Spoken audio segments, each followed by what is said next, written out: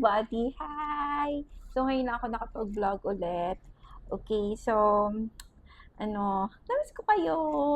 Anyway, mag-vlog ako, gagamitin ko tong bagong mic na, actually matagal na to. Mic to na binigay sa akin to ng husband ko. Siguro 2 Christmases ago. Ngayon ko lang siya gagamitin. Okay, so tatry ko siya gamitin. Anyway, so matagal ako hindi nakapag-vlog. Ngayon na ako mag-vlog.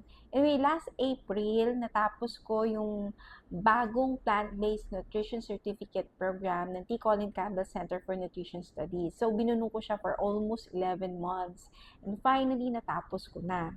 Okay, so natapos ako last April, no? Tapos, after a few weeks, ito yung news ko sa inyo. After a few weeks, nakontak ako, o kinontak ako ng isang instructor, and then, sinabi niya sa akin that, ako yung napili para maging, para sa plant-based nutrition certificate graduate spotlight, no, dun sa website nila. So, basically, pinapagawa ko ng article, tapos ilalagay dun sa website. Well, actually, nalagay na yung article ko sa website nung first week of July.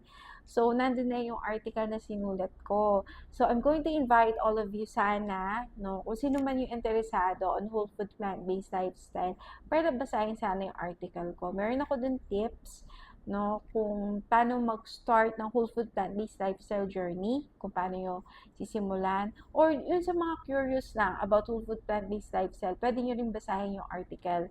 Syempre, meron din konting kwento tungkol sa journey ko sa pag-transition sa whole food plant-based lifestyle. No? Sana, mabigyan nyo ng panahon para mabasa yung article. Kasi itong opportunity na to, totoo lang, I'm so humbled.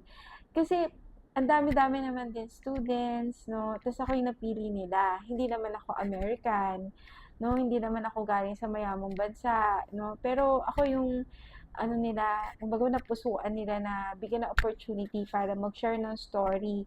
Tapos lalagay nila yung story ko dun sa website. Tapos nasabi sa akin, after a few months or a few weeks, lalagay din nila yung story ko dun sa, yung article ko sa newsletter.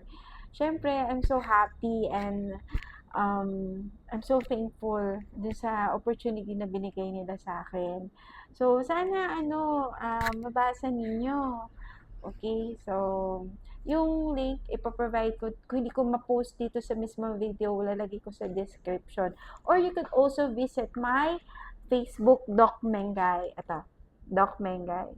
Okay? Bye-bye!